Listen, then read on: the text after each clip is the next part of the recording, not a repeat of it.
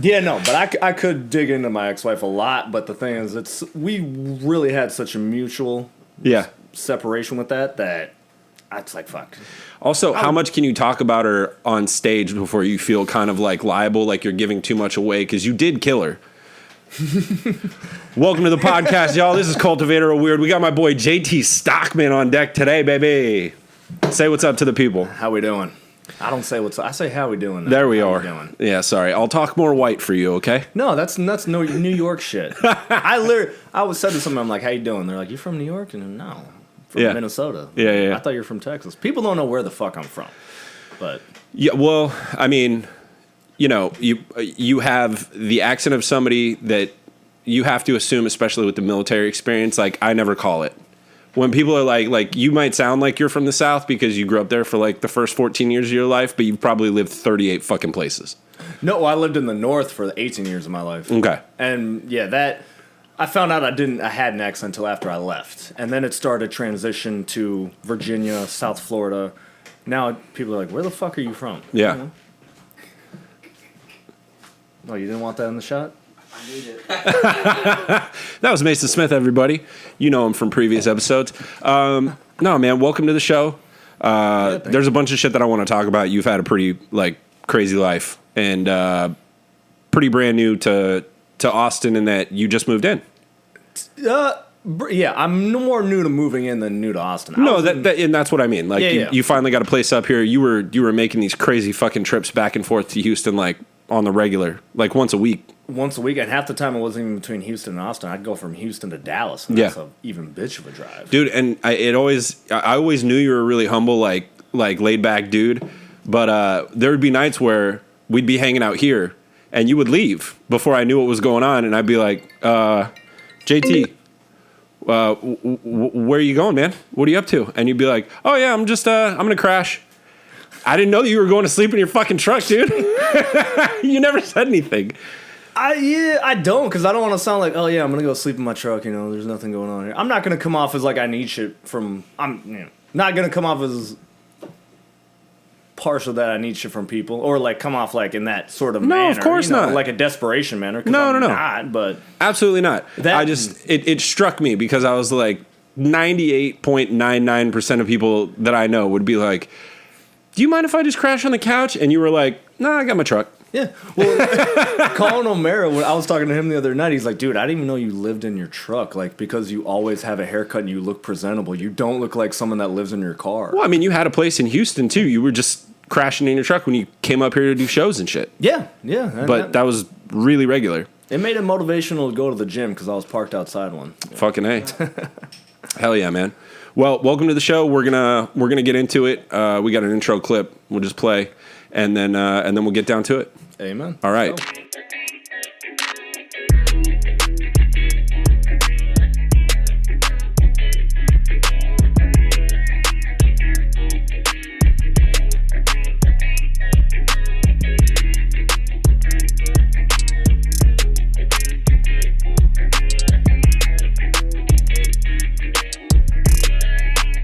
And we're on. I almost want to do some poetry over that clip at the beginning. Oh, really? I want it to be like, relations. Relations. No, it's groovy, man. My buddy Ramon made that for me back in New York before I moved out. How long were you in New York for? 10 years. God damn. And that's where you started comedy too? Yeah, so I was doing that thing where I hadn't like fully signed on because I had done like an open mic at the bar that I worked at. Because they were having one there on the patio during like the fall, and the chick that ran it I thought was like really hot, and I was always I was always a giant fan of comedy. Like anytime I could make an excuse to go to the Cellar for a show, like I was there. People were in town, visiting, date nights, whatever. I was there like probably once every 2 weeks. I do hold a heart envy for anyone who actually got to really witness real comedy, like in New York or LA. Oh, yeah. Mainly New York, because that's like where they say is the prime spot. But like, sure, anyone who going to the Comedy Cellar, things like that, fucking. But I went to New York 3 times, and that was when I didn't even think about comedy. I went to LA before and thought about that. But yeah, no, that's. I was like, when I was in Miami, I was like, now's a good time to start. Dude, it was it was incredible because, it was one of those things that was just always kind of floating around the back of my head, right? I was always a huge fan. I would watch every special that came out on, it became Netflix, but like Comedy Central when I was younger, all of that shit. And I downloaded all of all of everybody's specials or tapes that they had put on. Do you remember the first special you ever saw on like television recorded? Well, I mean, there was all the early Chris Rock and Dave Chappelle stuff. Obviously Norm, but like Kyle Kinane's like tape from back in it was, I think, one of the first ones he had put out was Whiskey Icarus. And then when I was in college, about the same time, is when I really started getting like crazy into comedy. Somebody showed me Monkeys in Space. That was like Rogan's really early. Monkeys in Space? Yeah. It was like a really early, like, I think it was, I'm sure he filmed it, but it was audio. Yeah, it was audio only when I found it.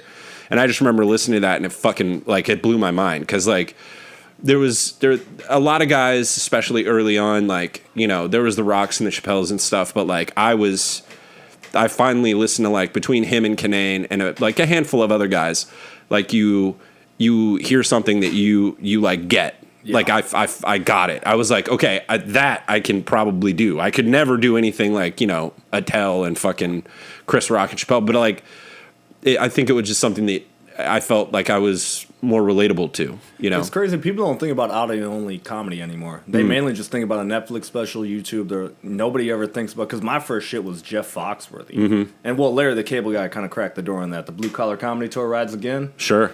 Like, that was... We skipped to the end of that and watched... Well, everyone wanted to see Larry the Cable Guy. Yeah. But I was like 11, and I decided to go back and just rewatch Bill Engvall, Ron White, Jeff Foxworthy, and then Larry again. Ron White, man. Dude, Jeff Foxworthy, all those fucking guys, they built up off each other. I remember I actually rewatched their first tour, and I was like, damn, they only did 10 minutes apiece for a special. Yeah, they still hold the record for most seats sold. I believe in one night. Yeah. They were like, oh, I'm sorry. No, you're good. Like the original quadruple. Or I mean, I don't know anyone that has done that before just to sell on one special or anything like that. Yeah. I mean, a shitload of guys do it now. It's kind of like the Kreischer's doing like a kind of like a one-off of that now with that like AAA baseball tour that he's doing, Fully Loaded. Oh, okay. That's basically the same thing. You get a stacked lineup of people and they might not go up together as a foursome, but like it's a bunch of fucking killers on a show and you're doing it and like as big as I was in a comedy now, or I mean, I was bigger in a comedy before I actually got into comedy. Mm-hmm. Like, obviously, when you first start out, you do the open mic and all that shit. Then you just start to do your due diligence on history of all that, people's specials, everything great, and then you pick up your favorites. But, dang, I was going somewhere with that. I mean, everybody says Eddie Murphy Raw. I did see that like really early on. My dad had. Cosby's like record, I remember that, like in the house. Oh, what was it? The Richard Pryor. We definitely had all of that stuff. So all of that was around, but my parents were a little bit more like they were kind of like, I was super young when that shit came out, and they were talking about some wild shit. So like I didn't really get to listen to it until I was a little bit older. When I say that, I mean like 12. Did you ever hear stuff when you're like, as a kid, you hear it, but then it doesn't resonate till like 5 years later, and then it pops up and you're like, damn, that's what he was talking about. I got the Chronic CD taken away from me by my aunt because I asked her what an AK-47 was. Because he said New York I didn't even have to use my AK. I grew up around Oakland, but like... I was going to say, like, the fuck? I mean, dude, I think I was 10 when I was asking her that, and she was like, what are you listening to? My older cousins, Timmy and Teddy, who are cops now. Shout out Timmy and Teddy. They gave me that and Doggy Style by Snoop Dogg, and they were like, "You should listen to these." And I was like, "Absolutely will." Yeah, no, it's definitely that's crazy that they would you would get some shit taken away for something like that. Because I grew up in Minnesota. If I asked what an AK-47 was, my grandpa would be like, "It's an awesome fucking gun." I mean, if it had been me doing some sort of research on firearms, that would have been like a red flag in and of itself, but like not as jarring, I think, as showing them a fucking CD with a weed leaf on it at 10 years old and being like, tell me more about this. Oh, I think one of my siblings had a fucking ashtray of a weed leaf. I think it was my sister. Fair enough. And I was like, what is this? And they're like, it's an ashtray. But Yeah. I was like, it's in the shape of a leaf. Is that like a... Fuck is going on? Hey, honestly, man, it was a matter of time, probably about 2 years later, that I think all hell ended up breaking loose anyways, right when I got into high school. So it didn't really matter. Yeah. You take away as many CDs as you want. And nowadays with kids with the internet, it doesn't even fucking matter. Yeah, dude, different generation. I mean, I'm surprised they still do clean shows for some people. I did one in Temple like last month, and like everyone was clean. I got up there and I was like, because I have nervous Tourette's. Sure. To where like you have anxiousness, and I'll say my segue between jokes is like shit. Yeah. Fuck. Yeah. It's kind of how you feel, like how you feel the nervous energy or like the dead air. But I at this point I really don't understand how clean shows even still exist. What is the point? Like, what are we actually trying to do? It's a good challenge if you have it. Yeah. It's definitely a helpful place. But my one thought is, what's your thoughts on Houston? Man, Houston overall, like, okay. I had been one time before. How often do you notice the difference between Austin and Houston, both from a comical and non-comical point? I'm sorry, I'm doing a lot of the questions here. I feel like No. So no, it's good. Curious. As somebody who had been down there like once for a night, I feel like the differences are immediate and very welcome. Yeah. Like culturally, I feel like a way more diverse city. As in, there's PC a lot wise, more culture. PC wise, there was so many fucking. I mean, we did 6 shows in 2 days, and there wasn't one of them where I felt like anybody said anything on any of the lineups, and people pulled back. Oh, it's a very blue collar working community. Yes, and they were down to ride. Yes. Like if you got up there, you wanted to talk about some wild shit, they were fucking with you all the way. The only time they wouldn't, the only time I watched them pull back is if somebody had a premise or they were trying to sell a joke that, you know, which will happen with any crowd, but they were trying to sell you something that you didn't actually believe in. And you cashed in because you came in at as far as the culture side of it, sure. You came in at a great fucking time with the block party that went on there. Oh, it was a homecoming? Yes. By the way. It was a homecoming at Texas Southern University. Dude. Which is a historical black college. My white Navy friend is a alumni there. Jeremy Zelt. Motherfucker's ridiculous. But like, I'm telling you, that was one of the coolest things that I think could have happened for like that weekend. Yeah. And it was weird watching everybody kind of like, where did JC say we were supposed to meet him? Because the closer you got to the venue, it was like, are we sure we're in the right place? Yep. But because Morgan texted me, he's like, you're at a homecoming party. Like, oh, sweet. We'll come check it out. I was like, I didn't get specific. I was like, I want to see how they react when they get here. And they're like, are you in this crowd? Like, yeah, you'll find me, brother. Trust me. Yeah. I'm one of three white dudes here. Yeah. Did Sam Hunter message you about the keg stand stuff? Oh yeah. So did you know right away that was fuck, what's his name? The rapper. With the fucked up eye. I know his name. Why no. Oh shit! It's not Waka Flocka, is it? No. It was Dude, this is the whitest moment on any podcast ever. Because I know his fucking name. Yeah. How well do you know rap? Oh. I'm like, damn. 1738. No. Yeah. I know exactly who you're talking about. I'm about to Google Yeah, no, you got to Google it. You got to Google it. Taking too fucking long. Hang on 1 second. And it's going to be embarrassing. So that was his daughter? No, that was him. What? That was his daughter. No. Because you were talking about the keg stand. No, that was a dude. No, there was also a girl that did it. No, she was like, I've never done one of these before. That was just a random. And Sam was like, oh, we'll help you.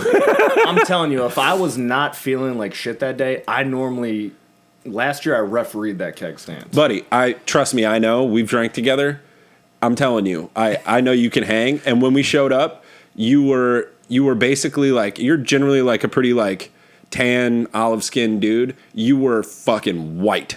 Like your lips were white. You were done. Right when you guys saw me, I literally just got done throwing up, and I only had one thing to eat that day, so I don't know what was left in the tank. But Yeah, it was a rough one. Where are we at? Fetty Wap. God damn, we found it at the same time too. Yo. Yes. Dude, that was Fetty Wap? That was Fetty Wap. Like, no, here's the thing. Even I questioned it for a second. I was like, because I didn't want to be fucked up. I'm like, either this is Fetty Wap or I'm being really white and this is just a black dude with dreads with a fucked up eye. Yeah. And then I saw his height. That dude's only 5'7". Yeah. And I was like, that was Fetty Wap. That's crazy. And like, even my buddy was like, yeah, dude, last year Rick Ross came through. I was like, Rick Ross was here? He's like, yeah, you were pretty fucked up. I was like, oh my God. Because like last year, like you, and there's a clip of it. Someone did there's people who do their vlogs and everything. Mm-hmm. There's a clip of me doing a keg stand on that bitch. And I saved it because I was like, that's a good memory. I got my Texas Forever shirt on, even though I'm not from Texas, but you know, I got to blend in. Wait, did you just call it a vlog? Isn't that what it is? It's called a vlog. All right. I know. You know what, JT? It's called whatever the fuck you want it to be called. I'm very not inclined when it comes to technology. Declined in technology. Okay. I can install an AC unit for you like a motherfucker. There we go. But other than that, no, I'm pretty stupid when it comes to shit like this. Fair enough. No. You have your strengths. Yeah. You have your strengths. I'm trying. Yeah. And they outweigh your vlog moments. You guys definitely came in at a great time that weekend. It was unbelievable. So, well, here's the thing. Well, I wish I was better, but you saw me the night before. Yes. At Secret Group, and even I was surprised I made it there because I think I took an Uber or I walked. I know I fucking for sure didn't drive. Yeah. But yeah, no. But you guys did the box and everything. Yes, and this is the other. So the other thing I feel like is that the focus down in Houston. A lot of those guys have established their own little niche. They're comfortable. So the focus is to hang and having fun. The camaraderie of it. And that's how I feel like I think with Austin, because everyone came here from different sectors of America. We all came here and almost at the same time. I was here the month before it got packed up. Yeah. I remember I went to Lucky Duck back when Marty was running it. I don't know if you met him, right? Yeah. Yeah. I was there and it was maybe like 25 people on the sign up. I was gone for maybe 2 weeks, 3 weeks. I get back and it's fucking just packed in there. I was literally before the tip of the iceberg hit. 60 people on the list, 20 others walking in and bumping everybody in the first hour and 2 hours. Like I do that now too, though. Here's the thing, but I don't come in and be like, I'm signing up. I'll be like, Alden, you look like you're thirsty. Let me buy you a Pearl Snap. Yeah. He's like, yeah, sure, go ahead. Oh, of course, buddy. yeah, buddy. That's dude. The tickle he gets from doing the fart sounds is just. It makes me happy because I'm like, Alden's enjoying himself. Yes. Honestly. When that dude laughs and you see his gut rock up, I'm like, fuck yeah, he's having a good time. Oh, it's the best. Yeah, you can't. And if you don't understand him initially when you meet him, just look at his Instagram. He literally has like an entire section of it that's devoted to him finding coins on the ground. And documenting what year and like the uniqueness. Oh, it was a penny. Found a penny today, and you're like, it's 3 shots of it too. It's the penny on the ground.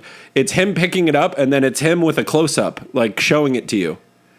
It's so insane to the point he does this so often and with such frequency that last time I was in San Francisco, I saw a quarter on the ground, and I was like, a little bit drunk. I was like. Immediately thought of Alden, took a picture of it and sent it to him, and his response was 1978, great year. But here's the thing with that consistency of crazy shit like that. Sure, people blow up off of it. Oh yeah, it's great. Like I'm glad he wasn't trying to coin the farts thing because there's a guy on YouTube that like videotapes himself farting all the fucking time. He got fired from a job for doing it. Yeah, were you talking about the guy that they play on YMH? He would use maybe I'm not sure. Tom Segura's pop where he's like the dude that farts for like 30 seconds. Yes, and he's like, oh yeah, might have been him. Honestly, okay, here's the thing.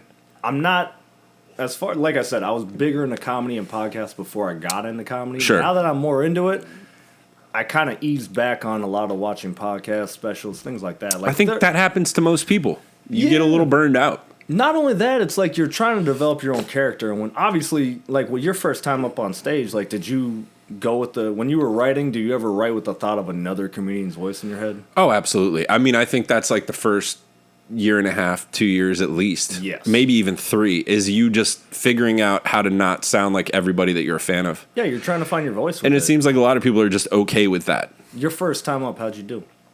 Oh, I bomb. I tell this story. I've told this story a couple of times on the podcast, but I was outside on a patio. I don't know how, possibly from like a physics standpoint, the note that I had could have blown out of my hand because I was sweating so much. I feel like it should have just stuck. But I had gotten through like a minute and a half of a 3-minute set, and I was just bullets sweating. And everyone was staring at me, and the wind blew, and it blew my fucking note out of my hand. And instead of going with it and being like, you know, like the little list I had of bits, instead of being like, oh, well, I guess I got to go and grab that. I'll be back in a minute and a half when my set's over. You know, something like that to make it fun. Like the note blows out of your hand. I think that's God telling me something. Dude, exactly. I locked up. immediately, and I was like, So it was just dead quiet in the room? no, I mean, so I pulled back into it, and like I told a hacky fucking street joke that I had written that was like, it was about the weather. It was terrible. It was about the Dude, it was about the weather. We had just had a blizzard, and I made a horrible fucking joke about it. I think a hacky street joke usually involves the weather and like a Jewish person. It has to. I was going to say Jew, but if there's not a Jew involved, it's not a hacky street joke. Yes, especially about the weather, though. Yeah, it doesn't even need to be about Jews at the end for some reason. It's always there. Yeah. No, so one of the main standouts for me, for sure, going down to Houston, just to kind of like pull back into that, because I don't think we ever really like dug in. Yeah. So the difference for me was immediately when we got there, it was like the hang was on. Mm-hmm. It was like, let's get a beer, let's talk, we'll go up to the roof, we'll shoot the shit. Like, Patrick Eady is always on one. I don't know how he comes with that energy consistently across the board. I have an idea of how he comes in with that energy. I'm not going to say it on a podcast, but he's quiet. Oh, not that it's a big secret in the comedy community, though. No, but at the same time, like, I appreciate the kind of environment that he creates, because here, like, I've been in a couple of green rooms where like half the people are sober, and it's like, oh, it's so disrespectful that you drink before a showcase, and man, my feelings. And it's like, no, dude, I just like, and there's like this weird, like, there's a weird clickiness to it. And I'll tell you what I just realized recently. Me and Sam were actually talking about Sam Hunter. We're talking about it on the drive back up from Houston. Yeah. Everyone, for some reason in Austin that gets booked, seemingly comes off like they're already successful and famous. There is such an arrogance to a lot of people here, like they've already made it, that maybe even only like 3 or 4 years in, a lot of the guys that are 10 or so years in that moved here that have careers already, you don't get that from really at all. I don't know if it's an arrogance thing as much as it is an ego thing. I mean, does arrogance fall under ego? Kind of the same thing. I just mean like that whole, you know, none of us really know what the best way of doing this is, because there's not, and it changes for everybody. There's no best. So why would you? No. But like, why would you make it like a personal thing? Someone else's way of doing something. Why does that personally affect you? You do your thing, I'll do my thing. Also, we're all in the same place. Like, exactly. I half the motherfuckers I look at, I was like, dude, you're at the same open mic as me right now. Uh-huh. What the fuck are you? What are you talking about? But then at the same time, I mean, I don't know. It's just people caught in their own ideologies of it. And hey, listen, I'm across the board. I say this for a lot of shit. I'm a live and let live type of dude. Like, do whatever you do, and you know, I'll fuck with the people that fuck with me. And like, I generally don't have a problem with anybody because I'm nice to everyone. But I know immediately who I'm actually friends with. Yeah. And then I know very quickly, like, you know, when you find out pretty quickly once you start doing other shit at, you know, like, you know, showcase, or you're hosting a mic or whatever, who's just around to smile on your face when they need something from you. And that's an interesting thing to find out, because it's a lot of fucking people. It sucks. I'm going to quote Malcolm X. There's a difference between... You're quoting Malcolm X. Let's go. Well, no, it's a very universal quote that I do respect and live by. Sure. There's a difference between being friends and being friendly. Yeah. Which is, like, obviously, people are going to be friendly if they see you have a certain plug or connection or social status. Sure. And sort of things like that. Where... You know, I like just being friends with most of the people around me. If I can have a conversation with you, in most cases, if I can talk to you about, comedy's one thing. Mm-hmm. If 80% of the conversation is comedy, that's fine. But if I can talk to you 20% about any other topic going on, doesn't even have to be topical or any shit like that, and we can just chat about it, that's building a friendship. Of course. But, yeah, there's definitely a stature to it that I live by. Of course. Malcolm X, mainly. I actually have... Because here's the thing. I drive a lot on the road. I've listened to everything from Malcolm X to the fucking Donner Party and how they finished out. Because people forget about that stuff. I listen to a lot of historical debates and speeches and shit like that. I don't know why, but... Because it's interesting shit. That, and it's interesting shit, but also sometimes a podcast can lead you to it. And then, it's fun to draw up your own opinion on some ideas. Bro, we watched All Quiet on the Western Front last night. All what? All Quiet on the Western Front. Have you ever seen this, or did you read the book? No. Okay. This is maybe one of the most crazy, fucked up, war movies you'll ever watch. It's the German... It takes place during World War I, and it from the viewpoint of a German soldier against... Basically, as a young man, from getting drafted through the war... all the way up until, they basically have a ceasefire. Yeah. And holy fucking shit, they don't leave out anything. And it is nothing like how it is today. Oh, my God, dude. And, you know, my grandmother, I remember coming back from Poland, and I told her that nobody smiles on the street there. And she was like, sweetheart, if you grew up when I grew up, if you were walking down sidewalk smiling... people thought you were special. Yes? That moment where you're like, wow. I have been to Eastern Poland, and it is a very down and hateful place. It's actually, especially the eastern side, is very racist. Extremely. The people there, you notice very quickly, are extremely warm and welcoming. Yep. Right? But they are not openly let's be friends. We should talk. I don't even know you. It's because they spent most of their childhood, adolescence, young adult years just basically fucking barely getting by. Oh yeah. You know what I mean? And not only that, but they still live with a racial hierarchy of it. Sure. In that area for the most part, because I'm telling you, it was me. Oh, excuse me. Nice. It was. Next time, please don't do that into your arm. Will you do it directly into the microphone? I was trying to be fucking polite. And then claim it 3 fucking times so far. But anyway, we were in East. I've smelled his motherfucking farts.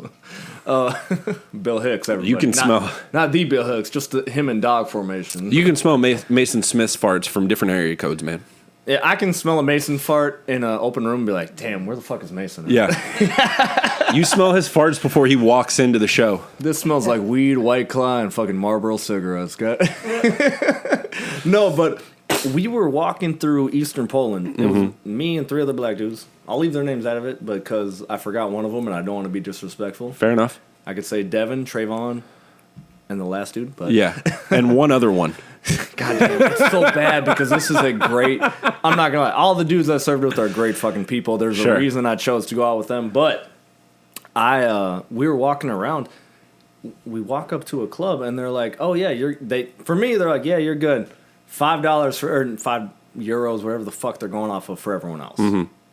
I was like, God damn. And then obviously we just turned around and walked out. Sure. And go to a place that accepted everybody. It was a pizza spot. So I don't know. They might have been Italian, but then again, we'll see where that racial hierarchy is. But yeah, man. I mean, in those areas, in you know, the bigger cities, you know, in Krakow, for instance, extremely up to date. You know, still very modern, modernized, very modern, and some places in the world are still very back in 1950s, 1950s for the U.S. Yeah, and this is in other European countries. People talk about that, America is racist, things like that. That I'm not going to say that's not true. It is very true. Sure, obviously we have video recordings of it, and history itself tells that. Yeah, but there are still countries that operate with that mentality. It's still general public that have that idea in life. For sure. And half the time, when you're in a foreign country, you're not going to be like, oh, that's wrong, man. You should stop that. Well, no. I mean, shit. What you're not you're not there to assert yourself onto their culture. You're there to see it and experience it, even if you don't agree with it. Like you don't try and read people the right act. Like I'm not gonna lie, our primary idea when we pull into port is just to get fucked up. Sure, because I mean, being in the military, like that's mainly what they sold you on as going in there. Mm-hmm. That was what they sold me on. They're like, oh man, I've been to Japan, Italy, all this and that. We got fucked up. It was a great time. There is some work involved, but you get to go to all these great places. That's some work they talked about when they recruited me is about 90% of the fucking job. Gotcha. Well, you said, okay, so we were talking about this one night, like a couple weeks ago. You said they got you right out of high school from the cafeteria. So, yeah, that is a little bit of a... I'm not going to say that's a lie, but what happened is, I walked in my cafeteria and I was with my friend Nathan Holm. We were big-time stoner friends, then we played football together. Okay. I was high when I was in my cafeteria. No. And I literally but here's the thing. So, because I grew up in a small ass town in Minnesota. Okay. And I saw how the not culture, but how the rhythm of it is like when you live in a small town. Yeah. It's basically like living on an island. Mm-hmm. Except instead of being surrounded by ocean, you're surrounded by farms and forests and everything like that. You're in a sheltered area for the most part. Yeah. But so my one thought was like, I don't want to be here. Or I don't want to finish here anyway. That was the main mindset I went in with it. Yeah. So when I was in my cafeteria, I was like, the dude was up there. I was stoned. I was just like, I turned to my buddy Nate. I was like, should I talk to him? He's like, yeah, man, do it. I'll go up there with you. How old were you? I was 17. 17. Yeah, so like just about to graduate. Yeah, it was early, probably like January, February. Yeah. 2012. So great. How many people were in your graduating class? 86. So nuts. And surprisingly, I didn't know who fucking 4 of them were because technically they were homeschooled, but they were allowed to be. I think they were just given. I think they needed bodies for graduation. Sure. It was kind of like comics for the audience. Yeah, yeah, you guys can go up. No one's like. We had enough time to announce everyone who graduated in my class, whereas big schools like you. Yeah. Oh, I'm sorry. I was going to belch on the microphone. No, it's all good. But as big schools like you, I know everyone's like, oh, graduating class of fucking whenever, throw up your calendars, and that's it. Yeah. For us, they're like one by one. Like, you're good. We finished the whole ceremony in like an hour and a half. That's fucking nuts.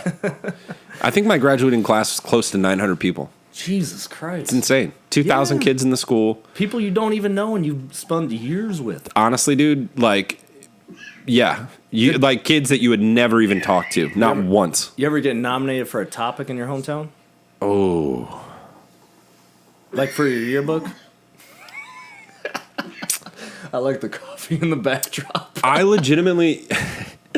Yeah, there's bong rips happening behind me. I legitimately kind of... I was hanging out with a group of dudes, and mostly like a good portion of them went to a different school.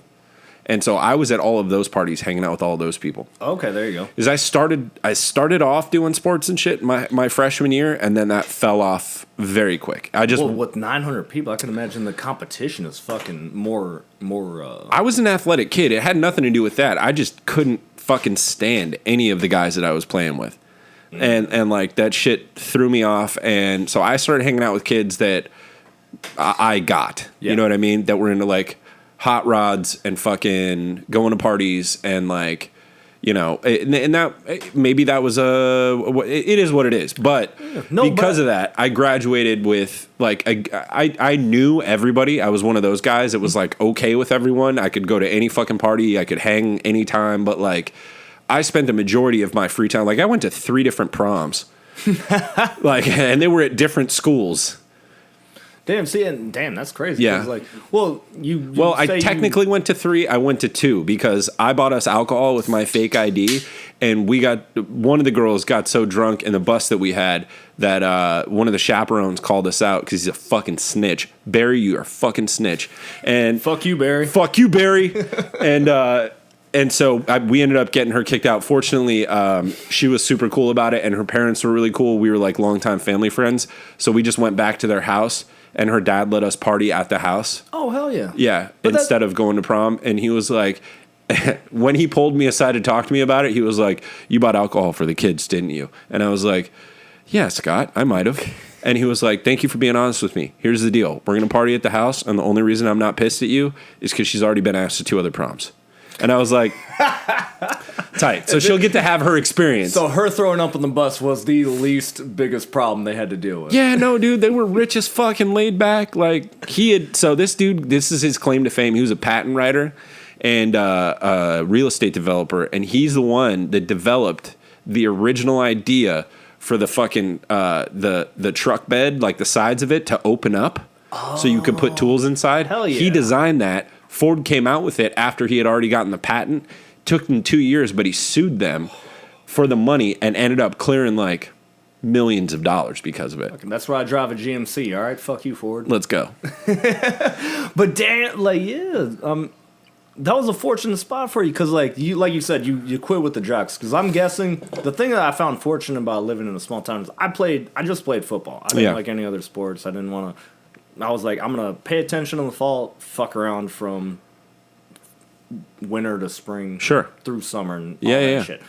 But when you're in that small town, you're working with everyone. Almost everyone attains the same interests as you. So jocks were Hicks, and Hicks were, some people were computer nerds. Some people you met everyone in that area, but it was normally like one in every, I would say 10, but that means there's about 8 of them, which makes sense. Given my amount. But what was like the, obviously house parties and shit, but what were you guys doing like as teenagers to like get into shit? Oh, just the basic shit. You get high before school. Or, I was fortunate. My senior year, I got high almost every day because I had foods of the world. Okay. Where you either learned about food or you cooked. Yeah. And I was like, every day was great. But the day we cooked, I was with some solid friends, and they're like, "Bro, we got it, man. You're gonna be fine." Oh, so that's I would great. just sit there stoned and be like, "I'm sorry, I can't contribute." Yeah. They're like, "Oh no, dude, you're gonna fuck it up. It's good." Is everything okay, JT? You look a little sick today. No, I'm good. No, I'm coasting. How long until y'all are done cooking? I thought this class was an hour. Can we speed this shit up? Yeah. But no, and other than that, the shit we'd get into was really no different. House parties or cabin parties, because people, if you were wealthy in Minnesota, normally wealthy was like just that 6-figure income. Yeah. You weren't a millionaire, but you could afford a house and a cabin. Yeah, sure. So that's where anyone who had a family with a cabin, that's where we were partying. Done. Either that or we'd go to party spots. Yeah. Which I don't know if you can attest to that because you were from New York. Maybe Mason could. No. So this is something I found out about. It took me until I got to Arizona. I lived in Arizona for 2 years. Okay. In Tempe.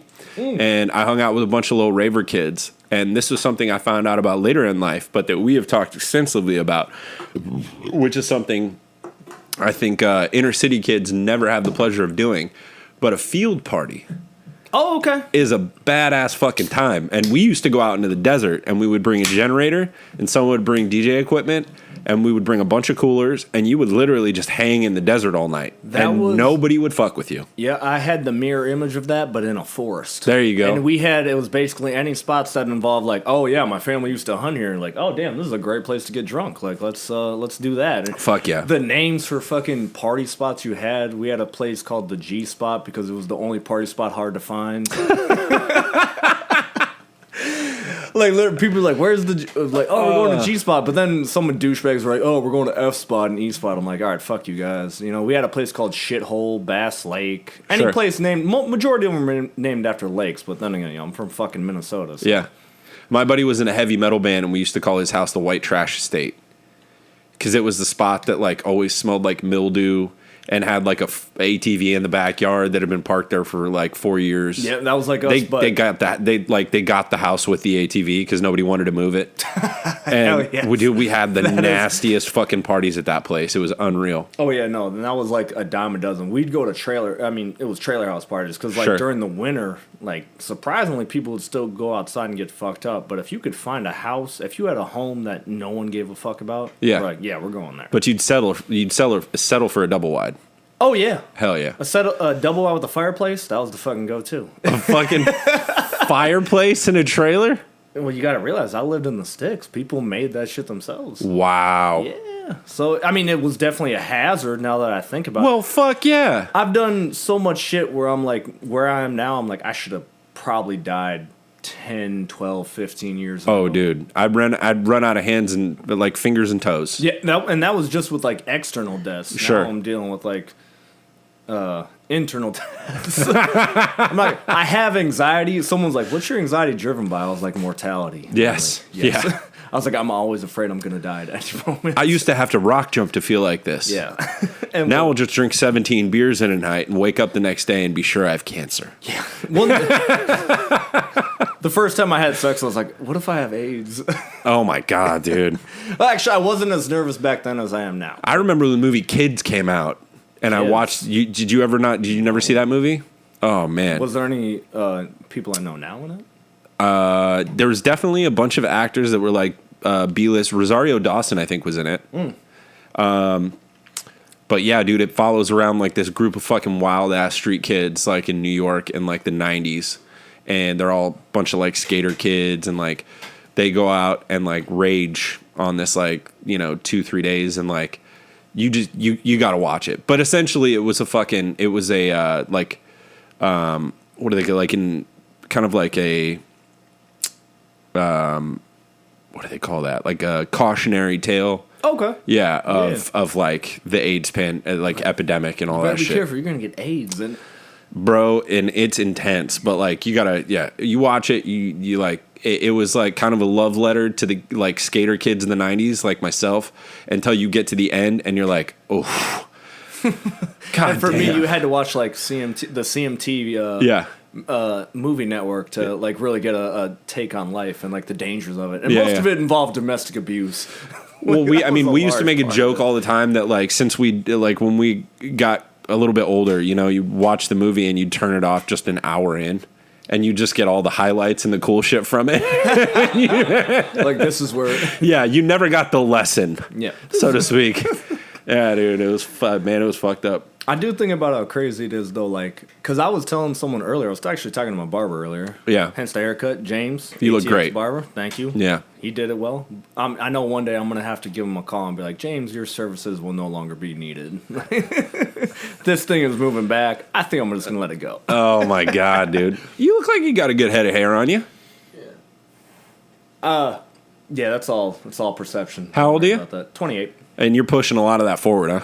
A little bit. Okay. Not a lot. I don't know what you think. Like right there. It's on its way. It's on its way. But here's it's always been lopsided, but I know, like, I'm like, one day it's going to be back. I'm hoping comedy pays off, because I know, like, a hair transplant's like $15K. Like, you've seen Steve Carell in The Office, season 1. Yeah. Versus season fucking 8. And it's Robert Downey, Daniel Tosh. uncomfortably thin, the first season. I got to fuck with it again. Fake hair too. Huh? Theo Vaughn did it too. Oh, yeah. He's got the. Yeah, that's just... He must have paid $30,000 though, because that motherfucker got like the full. He got the full trim top with the fucking sachet and like the mullet and the back that hangs out with a perfect rat tail. Seeing him, I could understand he'd probably go to like Ecuador or some shit and get like $1,000 Yeah. transplant. Hey, daddy. When it comes to a mullet, I need a full rug, daddy. when it comes to a mullet, you don't need to know if it looks symmetrical. You just need it there, and it's like, I'll fill it. It needs to be long enough for me to feather. I'm gonna fuck with it now, but No, so you got sucked into the military. yeah. You showed up high, and they sold you on it. Well, what fucked me up is my recruiter. He didn't ask that day, but when he was at my house, like interviewing, They me, came to your house. They have to, Oh, especially since I was. they got to meet your parents. that, and normally like the meeting in the cafeteria is just like a form of like, are you interested? Sure, It's and like, then you yeah, have it's to like take- a car salesman, but as opposed to this, they're like, all right, if you're interested, we can come to your home, meet up, everything like that. They want Sure. to see your background, everything. So I was in the kitchen of my house with me and my recruiter, my mom, my stepdad. They leave the room for something. I think he was like, oh, does he have a birth certificate? And my mom was like, oh yeah, I think it's in the back. You know, because she has that fucking accent. It was like, we threw it away. Oh yeah, it's in the safe with the guns. But so they left to figure it out, because I think my stepdad knew the code of the safe. He's like, I'm not giving it to her, but no. My mom's a wonderful woman. But when they left, he was like, all right, I'm gonna ask this now. because they have to do it as part of the process. They're Yeah. like, knowing drugs that are legal, knowing that drugs are illegal. Have you ever done drugs? I didn't think about it. I was like, yes. And he rolled his eyes. He's like, knowing drugs are illegal. Have you ever done drugs? And that's where I took you were 3 seconds. Yeah, to be dude. like, no. Wait, no, actually, I did. I was like, yes, but then I was like, oh, no, I've never done drugs. No. It took you 2 tries. Well, here's the thing, dude. Those recruiters make their money off how many people they can recruit. Sure. How many times do you think he would have asked you? Probably fucking like 5. He would have been like, JT, it's 1 a.m. Yes. I am exhausted. Knowing that drugs are illegal, have you ever taken drugs? And Which you were ones? like, I would have been like, wait, which ones are illegal again? Jesus Christ, man. That's amazing. Because, well, they have a zero tolerance for it, but No kidding. The Army?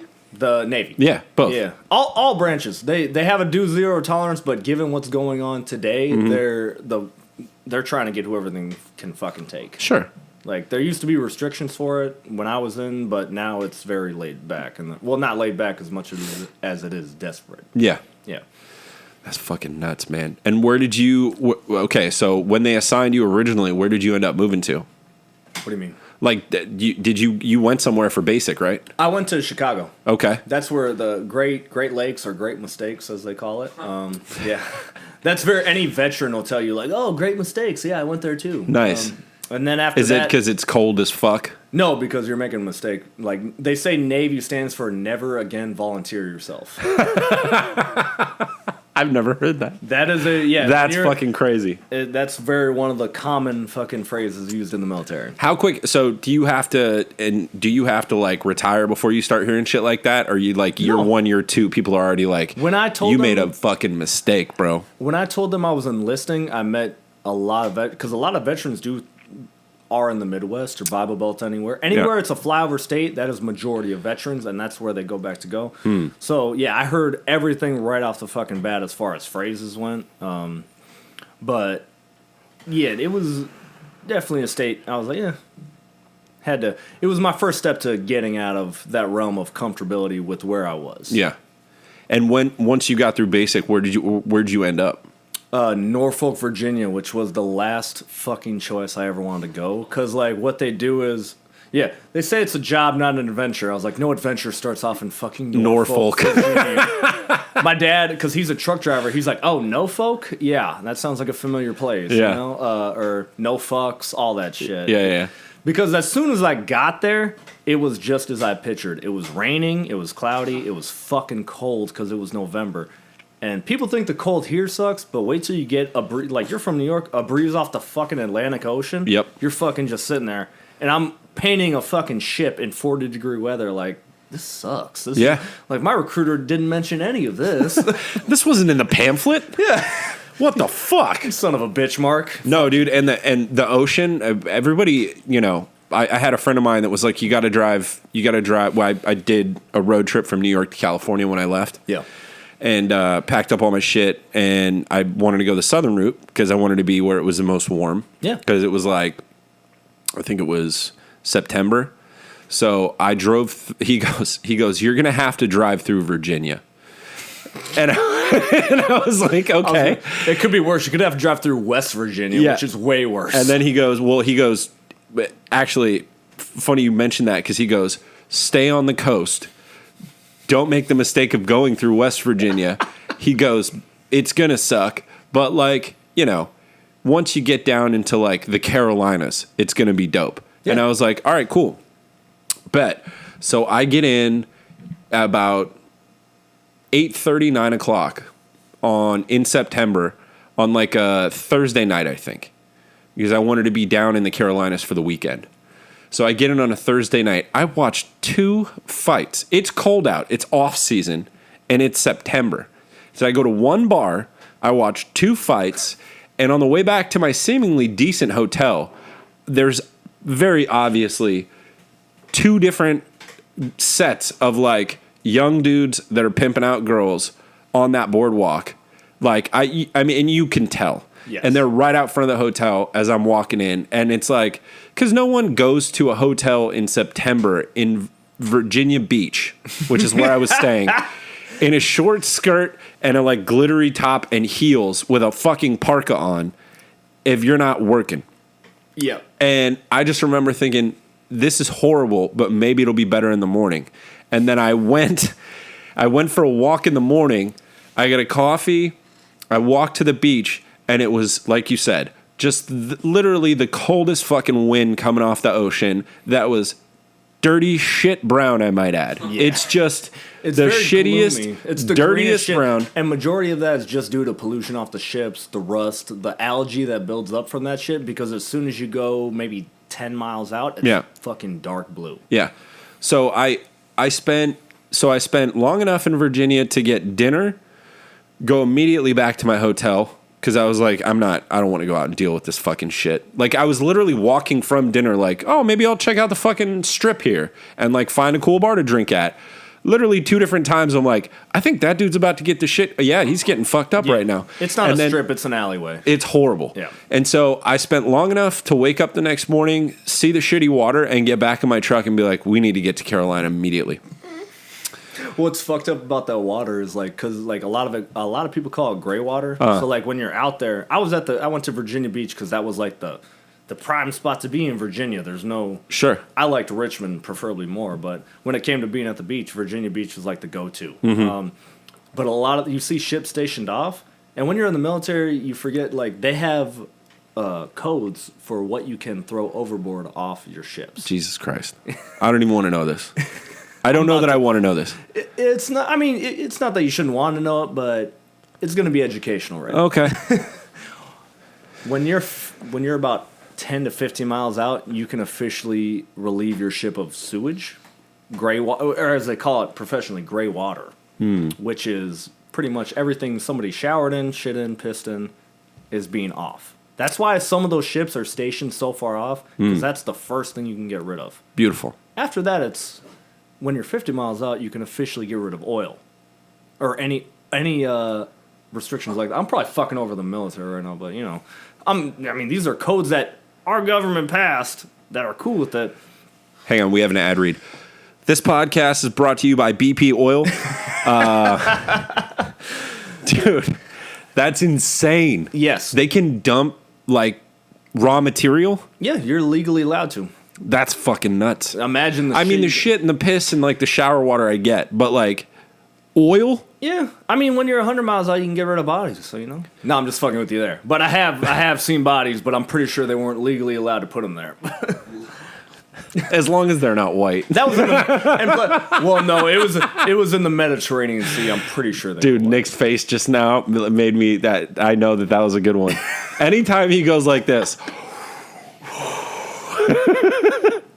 It's pretty bad. It's bad. Yeah. It's bad. Yeah. I mean, you know. But other than that, never saw a lot of crazy shit other than just the shit we threw overboard on our ship. But then again, that was in the middle of the ocean. People talk about the big trash collection outside of the off the coast in the Pacific. Mm-hmm. I don't know if we contributed to that one. I think there's another one in the Atlantic that's not as big that people don't talk about. I'm sure there is. It's where all the currents meet and it just collects. Yeah. Trash islands. Yeah, we added to that. Of course. And yeah, it's pretty fucked up. But then again, it's also news headlines that people What was her name? About. Huh? Huh? What was her name? Like I said, saw 2 bodies, didn't identify them because one of them was missing a head, but the other one was missing a leg and an arm. But you know, we're just gonna watch some movies in my barracks, and then you can go home. And that was the fucking thing, dude. The movie options you have on a naval ship they have 4 channels that show movies, but you've already seen about all of them 37 fucking times. What were the movies though? Everything. What was the Pain and Gain was a big one. Okay. Lone Survivor. Oh, it was all militaries. Yeah, no. Yeah. No, that was the funny part is only when people saw Lone Survivor, they're like, because there's a gym on our ship. The minute they dropped Lone Survivor, because I think that came out in 2015. Yeah. That was when everyone was like in the gym. They were inspired. Or Pain and Gain 2 was a big one too. Sure. Because when you're in the military, there's nothing to do but shit, work, and work out. Yeah. And that's what you did. And eat. You know, that was a big part. It's kind of like voluntary jail, isn't it? That's what I tell people. You're surrounded by metal, and somebody's probably getting sexually harassed at this point. That's fucking nuts, dude. It's nuts. I was only on a ship of 300. There's some people, an aircraft carrier is 5,000. Whoa. Yes. And my brother was on one. He's like, dude, yeah, I only knew the people in my department because it was like 100 people, 137. You maybe knew people outside of it, but like in my ship, I knew fucking everybody, and everybody knew me. That's how it went. So when you knew shit went down or like something crazy happened, circled around like a motherfucker. Yeah. But and that's what you were saying about like the second that you stop and like are able to get off the ship, you're like, I want to see anyone but these 10 motherfuckers. No, it was mainly like I want to have me and some of my friends on the ship go to the next bar, and we're gonna get fucked up and have a good time and meet some of the locals. Yeah. And that was it. But my deployment wasn't like that because I was on my first deployment was 9 months. For a month of it, all the ports combined, we were on there for a month. Whoa. I think our longest time out at sea was 87 days straight. Do you start to get stir crazy? No, you don't, because you live eventually, much like how it is with regular life. That's what I like about comedy, though, is it throws in a fucking clip sometimes. Yeah. But when you get caught up in the rhythms of how you live your everyday life, it becomes very rhythmic, and before you know it, like a week's passed, a month's passed, a year's passed, and you're like, damn, it's been that long. That's how it was on the ship until you got to port. You got to port, and people peg military or Navy people for being alcoholics, but I was like, dude, you got to realize you live, eat, shit, and sleep with the people you work with. Yeah. And I don't know if anyone's ever done a job where other outside the military where they've had that. Yeah. But there are some people you work with at your everyday job where you're like, dude, this person's a fucking piece of shit. Sure. Like, I don't like them, but I have to live, eat, and shit and sleep next to them. Yeah, yeah. And not only that, they could be someone above you in charge of it because they did well on a fucking test. Yeah. So was there a guy that was, because I'm going to ask this, I already know the answer. Was there a guy that was just universally disliked? All the time. Like, oh, fuck, Brett's here. It's not even that. Yeah, you can play cards with us, man. God damn it. Yeah, it's not even that they were disliked. It's almost like that one. Let's say you have that manager at your job who's like they're book smart, but they're not social. Yes. That was the people we had to deal with. And oftentimes you wanted to bring them in because it's like you felt some sort of sympathy for that. Sure. Because working, it's like, okay, yeah, you know what you're talking about. Hanging out, you're like, I can't have a conversation with you outside of work. Much like I say with comedy, is like if 80% of the conversation is about a job, which is kind of like what comedy is for us, if I can have a 20% conversation about anything else, then yeah, we're building a friendship with it. But there was always that one person that would just, you're like, yeah, come with us. There were some people where they'd be like, oh, what's your guys' plans for tonight? Like, oh, we're planning to go to a bar and get drunk and everything like that. And they'd be like, oh, well, I'm just, maybe trying to go to a place and get Wi-Fi and everything like that. They would turn back and be like, yeah, we're trying to do the exact opposite of that. Yeah, of course. And that, you'd feel sympathetic for it. Yeah. Like single phase minded. Like there's like one plane that you can exist on. And everybody else is like a little bit versatile, And, I mean, I think that has to be something everyone fucking deals with in every job. But like getting stuck on a boat with a motherfucker like that for 87 days. And that's where but you're okay because I was gonna say if any of us in this room were on a ship together, we'd be fine. Sure. But there are some people where it's like, dude, I can't talk to you outside of anything but work, and I don't want to talk about work. Yeah. You kind of leave them to their own island, and then that's where like a lot of them claim depression, but they're not depressed as much as they are alone in the situation. And I mean that you have to imagine those recruiters when they find those people. They don't give a fuck. No. They're like fucking jackpot. Like this dude, literally, he wants to be told what to do, where to be, and when, and like that's it. I don't have to worry about anything. But those people weren't always left in charge when it came to shit like that. For a recruiter's standpoint, a recruiter's goal is, what's your IQ? Can you pass the ASVAB, which is a very easy test? And can you? Well, it's not that easy. Actually, I got a 55. But I love when people brag about being able to like smoke that, and I'm like, dude, I took it too. yeah, And a fucking third grader could have passed that. my ex. And I'm was a- sure it's that way for a reason. Well, like my ex is in the army, and like I said, she was an IG model. She got an 89 on it. Yeah. But at the same time, she was also very smart too. She's Yeah. a fucking medvac. But R.I.P. By the way, she's no longer with us. yeah, well, she still messages me. she's she's Hey, married. look at me. Stop it. No. You stop it. No, she's fine. Like I said, we're very cordial and everything like that. It's nothing bad. But yeah, from a recruiter standpoint, they could give two fucks. They'll look at you and be like, "You're not going to make it." But if you can make it past my assessment and Yeah. go to boot camp, I've done my job. Sure. I don't give a fuck. But when they do continue on, and then like reality kind of hits them, it's rough, and that's where you follow sympathetic for it, but at the same time, you're like, I'm not trying to ruin everyone's evening for my sympathy. Sure. It's selfish on both sides. Yeah. Because I've met some people who are like, nah, fuck that dude. And I'm like, damn, he's all alone by himself. Like, Yeah, but it's like, your free time is so minimal. and that was the thing you took advantage of too, especially on that stuff. Because your main thing was just to go out, get fucked up, have fun with friends, and make memories. Yeah. If any of my Navy friends were in here now, we would spend 2 hours talking about what we did on deployment and the history we had together, the hanging out after. Is there a story in particular that you remember that like stands out? Is there some like one night in particular that was just like wild as fuck, barely made it back by the skin of your teeth? Oh, I don't want you to incriminate yourself, but like, let's get close. New York. There's Okay. something called Fleet Week. Yes, there is. I was there for many of them. Dude, I was there my second to last year. You see the ships like fucking docked up on the Yeah. West Side Highway, and And we were. This you was just you see the boys in white all around the city, and It you're used like, to be in ooh, they're out. Well, And no, they look hungry, And we'll like, know- and they're not looking for food. Because the thing with a lot of that shit is like you're going out in uniform, and people are like, dude. My first thought is like, I'm gonna bring a backpack with me, and I'm gonna change and go to my civilian clothes. Okay. And a lot of like veterans in there were like, no, dude, go out in your uniform, go out in your dress whites because you will draw attention from everybody. Yep. We were in. I think. And you never pay for a drink for the most part. Oh, dude, I never got fucked up. I didn't pay for a baseball game. Yeah. We went to the Mets Phillies game, and we got like in the booth areas, and people are just buying you drinks. And this was before my second deployment, That's fucking tight. and we were well dressed because like normally you normally see the a lot of the stripes and everything like the I forgot what the fuck they're called. Yeah. But it's your ribbons. You have a ribbon band. Hold on. Like, there were some people in the military that had been there for, like, 8 years and only had maybe 4 or 5 ribbons.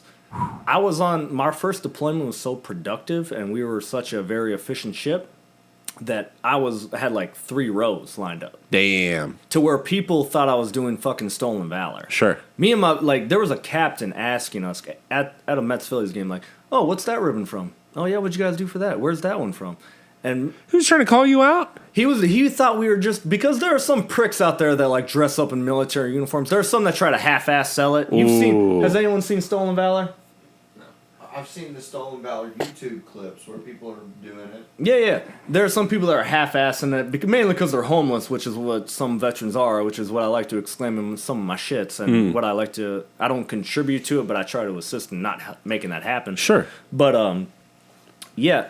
So he's asking us all these questions and shit, and because he was a chief, not a captain. Okay. And we were more decorated than him. That's what they call it when you have a lot of ribbons, decorated. And he was just like, who the fuck? He's just trying to take you down a peg. A little, not only that, but he's like, this doesn't make sense, or just questioning us. But in the end, we filled every question out. Like, fuck you, dude. We're just here to get fucked up and watch baseball, sort of, because fuck the Mets or the Phillies. And you can't punch a dude like that because there's still a hierarchy. There's like a level of respect you have can't to. question a dude like that. Yeah. Especially in uniform, because he was in uniform too. But Fuck that guy. fuck him. I'm not in the military. Hey, fuck you, guy. Thank you for your service, but fuck you. Yeah. But Service. My boy was more decorated than you were, you prick. a lot of that was just luck of the draw what ship I was on, because we did one operation on the Mediterranean where we caught a terrorist off the coast of Libya. He was Abu Anas Alibi. Damn. Yeah, that's a mouthful, and For I had sure. to recite that just to figure out what happened to him afterwards. Okay. Because we had SEALs. Well, this isn't a big. Honestly, this was on CNN, so I'm not giving away any. I didn't sign a fucking. NDA? Yeah. Yeah. Didn't sign that for it. But yeah, they caught this dude called. What I just said. I'm not going to repeat it. What was he doing? So what was the mission for? Like, what was he charged was wanted, with? He was on the FBI's most wanted list for 2 U.S. embassy bombings in Africa. Damn. And they wanted to bring him on for questioning on the ship. Mm-hmm.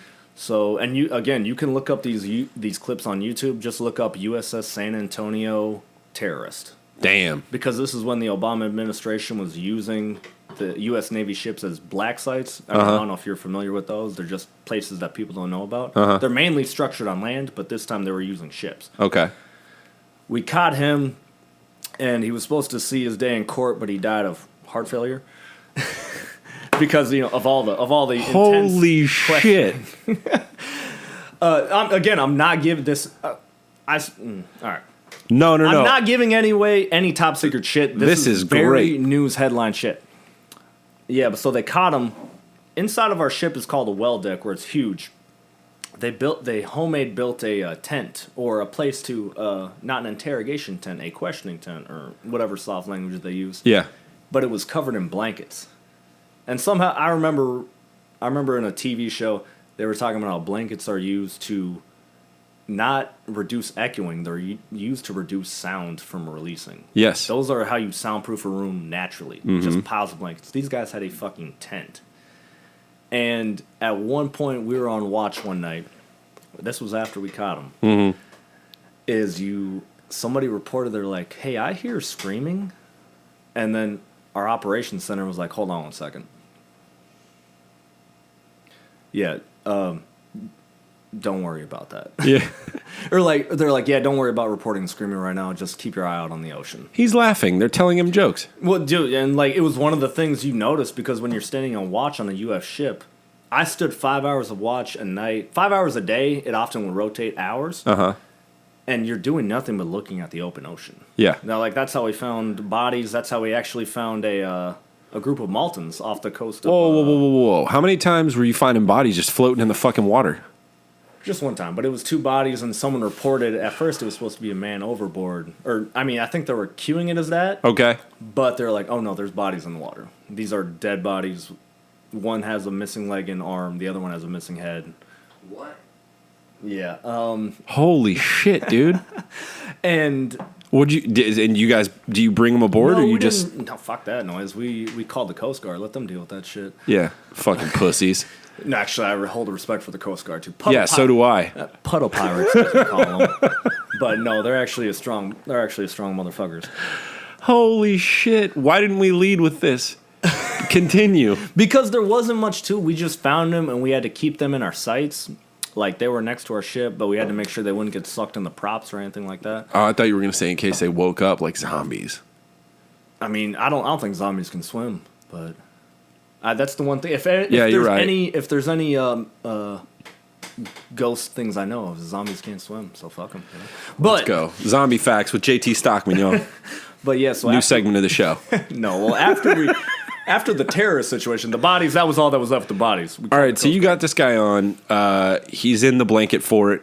You're being really nice to him. He's having a great time. Here's the thing. I had no connection or relation. Yeah. I never saw the fucking guy. He was on the FBI's most wanted list. We pulled into Spain and picked up a shit ton of different intelligence agencies, from the FBI, CIA, to the Air Force, all coming on board. Normally we carry Marines on board my ship. 800 company, which is the Marines, and crew 300, which is the Navy. Got rid of them in Spain, and they ended up getting to their own bullshit while they were on land, and we were off dicking around. But we caught them. They did what they needed to do. They hauled him off in a helicopter. He got to New York, and that's where apparently he died. He had a heart attack, unfortunately. Yeah. He just wasn't used to the diet on the ship, probably. Yeah, electricity will do that to you. A lot of pork. But shortly after that, we ended up saving 126 Maltans who were trying to cross the Mediterranean. That's kind of Maltans are almost like their Mexicans for America. Sure. They're trying to get rid of Malta to go to Europe to be because that's where there's a better living. They're refugees, basically. Yeah, and that's what Malton refugees. And were they on like some sort of fucking like janky ship, and it was about to sink? Not a ship. They were on a 50 by 50 foot raft. 127. 127. They were Holy drinking, shit! They were drinking seawater when we found them. Oh. Which is not it's not good to drink. It is primarily salt, and a lot of it, and it will kill you at some point. And the shit that you're dumping out of your boat. Yeah, they got a taste of that too. Oh my god, dude. This is so crazy. So we ended up saving them, but then we had to bring them right back to Malta. Yeah. A lot of them, they had to sign, not NDAs or disclosures, but we gave them food, water, everything like that.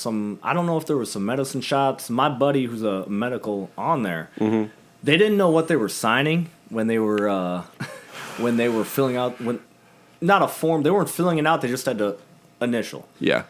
He told me, he was like, yeah, they kept questioning me. So one day at one point I was like, oh yeah, it's a green card. Holy fuck. He's like, because there's 126 of them, 4 into it, they kept asking questions. So he's like, oh yeah, no, it's a green card. This is how you get in there. Oh my god, dude. And then we had to bring him back to Malta, and that's on YouTube too. Again, USS San Antonio. That's so wild. It was a wild one. So wait, you guys got to New York. Oh yeah, back to New York. We Fleet really Week. got off topic. No, dude, that was an unbelievable tangent, and obviously, like you guys picked this dude up, and we didn't go back to New York with him. That was the first deployment. This was before my second deployment, where we went to the Baltic Sea, and that's where I went to Poland. But we went to New York for Fleet Week because it's a great fucking experience to have. Got you. So we pull up. We're there for a week. It's Memorial Weekend when Fleet Week is. You're just there to get fucked up. Yeah. But you're there to conduct yourself professionally, which is code for if you're going to get fucked up, just don't get arrested. Yeah. Don't get caught up in shit, which a lot of people did. People are fucking stupid with it. Sure. And anyone who got arrested there got kicked out. Mm-hmm. But we were there for Fleet Week, and it's not really a one-night tale. It was just a multi-day tale. Wait, so if you get arrested for something that's like not like just a drunk tank offense, they'll kick you out of the Navy? Not always. No. You got to do something fucking stupid. Really stupid. Or fail a drug test is another common one. There was one, but like normally you got fucked up. One dude grabbed a girl's ass because he was just feeling cocky and confident. Yeah. He ended up getting detained for it. But he didn't get kicked out until it was back when vapes were coming out with that synthetic marijuana bullshit. Okay. And he was smoking some shit called Brain Freeze. Whoa. Yeah, that's a very intense vape to be smoking, especially if it's supposed to be for weed. Wait, was this like, is this basically like Spice? Was that Spice? Okay, yeah. okay. Spice, but that basically shit's fucking crazy. In an antifreeze form. Oof. It wasn't really a crazy night. It was more so just a crazy week. Okay. Because you literally were just getting fucked up every night, running into people. I was married at the time, so I didn't do anything wrong. On the fucking disclaimer. On the record? On the record, but I was getting fucked up with my friends and just going through, like, you'd go out till 1, 2 in the morning. Often, we stayed out all night one night, and I was just playing wingman for all my buddies. Because you could literally walk up to a group of women. Because you're feeling confident. You're in uniform. You're all together. And people are like, damn, what are these guys about? Yep. You go in there and you're just talking with people. And then before you know it, women are sitting on your lap, just quit. Like, they'll stand up and let you sit down so they can sit down. It was if I could trade, like, I did 4 years in there, and I was on the USS San Antonio, which was nicknamed Broke Dick 17. Because it's you know how ships have hull numbers normally? Yeah. It was hull number 17. It was the first ship, but it was like the iPhone 1 of its class, which meant you found out all the problems that were wrong with these so you could correct them for future ones. Sure. This one was built in 2006. I was on the first deployment, which was 2013. It went 7 years and costed $1.4 billion to get on track. Yeah. It was built during Hurricane Katrina. I'm like, yeah, I can fucking tell. When I got my orders, normally you get where you're going, the ship you're going to be on, and the operation of that ship. A lot of people were like, oh, San Diego deployed, San Diego ported, or Mayport, Florida. You know, my ship was Norfolk, Virginia, under construction. Oh my God. I was like, oh yeah, it's looking up. But she's a fixer-upper, you know. But it does make you appreciate a lot of the bad shit you go through with people. Because, like, like, here's the thing. We went on ships go on deployment. We called ours a disappointment because it was just so disappointing as to what people sold you on. But Sure. I don't give a fuck about that because I'm like, I know some Marines and Army people that were way worse on deployment. Oh, Some yeah. came back pretty fucked up.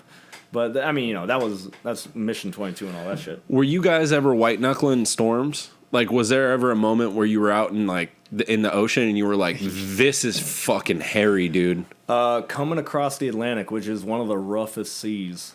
What they say, I can't judge on the Pacific or anything like that. We had to go at, I think it was 5 knots, which is like 7.5 to maybe 14 miles an hour across the Atlantic, and you're basically a giant bobber and 12-foot waves, which doesn't sound like a lot. No, that's It doesn't sound like a lot, but surprisingly, when you're in there with these, when they say 12 feet, but you got to realize the mass of these fucking waves. is huge. yeah. You're rocking all fucking day, and people are getting sick. People are getting seasick. I never threw the fuck up. Really. I was pretty good with it. I was like, yeah, I grew up on a lake. I know what I'm talking about. They're like, fuck you. You don't know what the fuck is going on. I was like, I'm from Minnesota. Like, shut the fuck up. Dude, some of these videos that I watched on like Instagram and shit, you get these like 40, 50 foot motherfuckers where you're just and like, we dealt with that whoa! too. There were some where you think like, did we just hit a fucking whale? That Yeah. shit was hard. But yeah, and you're walking, half the time you're walking through P-ways, which are hallways on the ship. And there are some, you can literally step on the side of a wall and be level. Whoa. You can go at it's like a 45-degree turn. I'd be on the bridge and because like for my job, it involved driving the ship, which sounds more exciting, but really it's fucking boring. They were teetering out in the Atlantic where the ship just went, and you could see the ocean to where you think you're about to just fucking fly in. It was gut wrenching, but we didn't die. Yeah. No, obviously not. Was there shit, dude, that's fucking crazy. Oh yeah, I'm very grateful for the time I had in there. Did you guys, I mean, did you ever hear any stories? Or did you ever encounter any like rogue wave situations? No, nothing like that. Never had to sound an alarm or anything? Nope. Fuck. Not on my side, which was the third deployment my ship went on, which a lot of my buddies was on, was when they were off the coast of, I think they were in the Red Sea. They were being fired at by missiles. What? Yeah, and I was thinking like, fuck, like to be in the middle of that, to just have like, because apparently they were confirmed like, hey, there's missiles inbound, everything like that. They're being shot at. Yeah. So I talked to my buddies. He's like, "Oh yeah, everyone was crying and all this and that," and he was just sitting there thinking, "Like, fuck, I just wanted free college." Like, the fuck, Dude. Because I mean, if you catch a hot one and the ship's going down, like you're in the water oh yeah, and you're fucked. well, not always. Bill, there's safety rafts on the ship that automatically deploy when the ship goes down, maybe 50 feet. If it gets to that point, oftentimes you'll kick them off. You can see YouTubes on it where they drop a big. It's almost like a oil drum, and it'll drop, and then it'll foam up into a big 50 by 50 foot inflatable raft. So crazy. Oh yeah, and we had to do drills like that all the fucking time. Damn, dude. We were off the coast of Syria for the gas crisis that was going there. We were off the coast of Egypt for it was a change of government back in 2013. Yeah, my ship was the forefront of most of those. God damn. Yeah. They were like, what's the oldest, most beat up piece of shit we can send in first? Well, no, they chose us because we were the lowest ranked ship, which means we didn't have a captain in charge of us. We had a commander in charge of us. Interesting. And there's a difference there. Like, we're dealing with LHDs, which are like aircraft carriers, that had 4 admirals on board. So they'd be like, oh, no, we're going to Seychelles, Africa. Why don't you guys go check out Egypt? You're going to turn back there and be first responders for if shit goes down. Wow. That's fucking nuts. No, it was it was an experience, but honestly, I'm thankful for it because really, I think back to talking to that recruiter stoned in my cafeteria. Yeah. I probably would not be here talking to you right now. I probably wouldn't be in comedy. I probably wouldn't have been married. There's a lot of things that like altered that course in my life. Sure. That I'm like, damn, had I not done that and committed to it, who the fuck knows what would have happened? Yeah. I probably, it's not even who the fuck knows. I probably would have ended up staying in my hometown, which isn't bad. I was like, if you're happy there, be happy in your hometown. I got nothing against you. Yeah. But if you're not happy there, it's like, fuck, but you're familiar with it, so you stick with it. It's almost like being in a shitty relationship with a person. Yeah. You're so accustomed to them, where it's like, I'm familiar with this person, but then it takes a certain amount of time to where like, nah, we're fucking done. Dude, there's so many moments that made me appreciate like driving across the country and everything, like, or being in foreign countries and definitely like, you know, more impoverished areas specifically, where I like look back and think about like how fucking cool my life is, even though it's not like it may not be like the top of the pops, it's not the best, most exciting thing that's ever been documented. You're doing something different than the people you're around, though, dude. But this is the moment that it really fucking lands on you. If you've ever like driven through like, you know, like real small towns, like rural towns.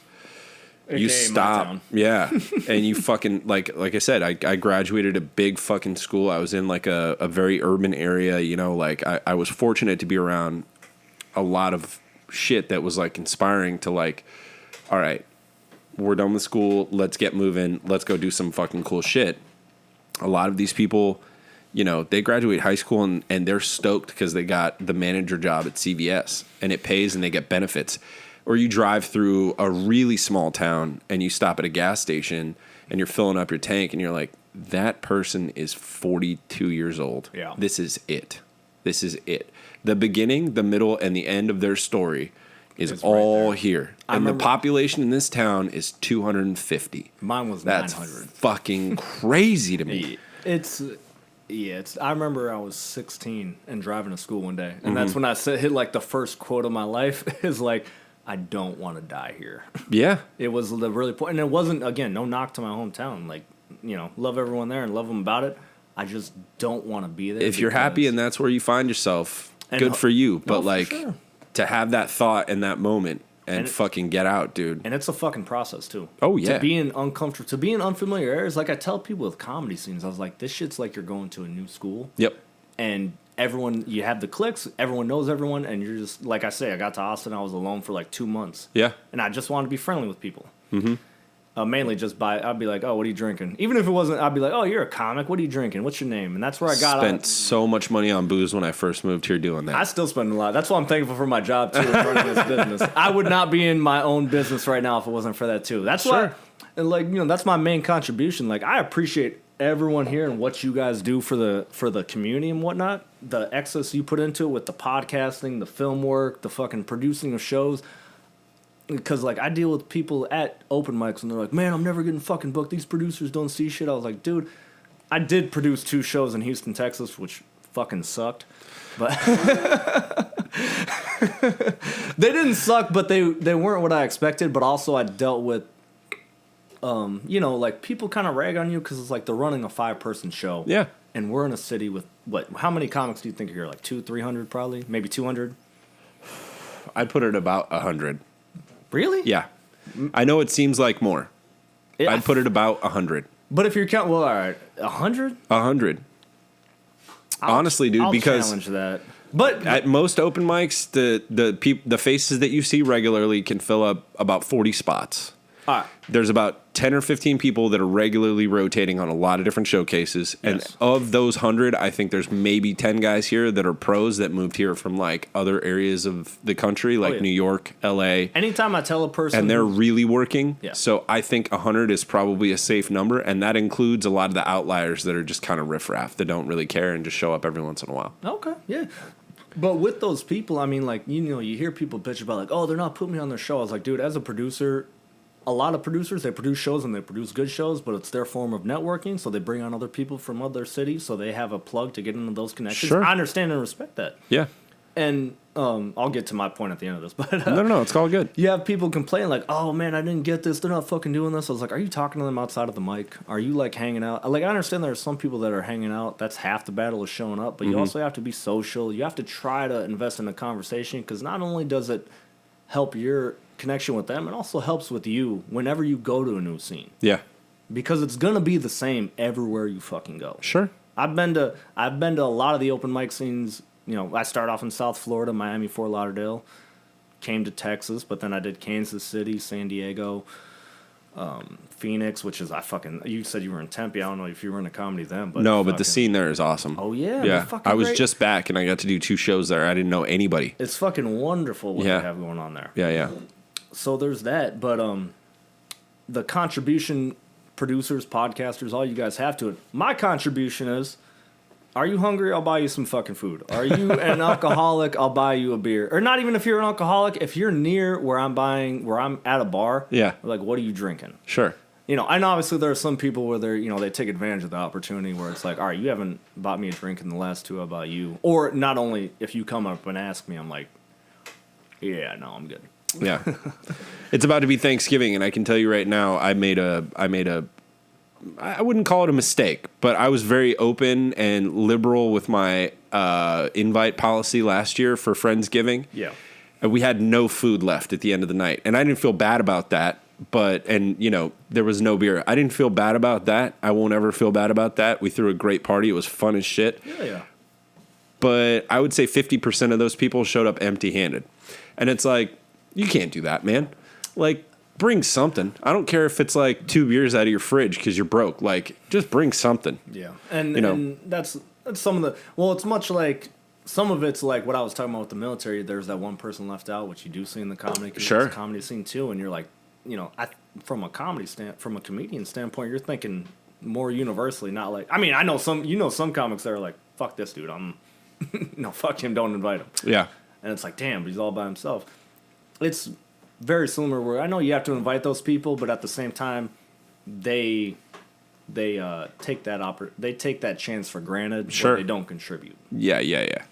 I mean, I think we're of the same understanding, which is like, I'm extremely generous until you give me a reason not to be. Yeah. Yeah.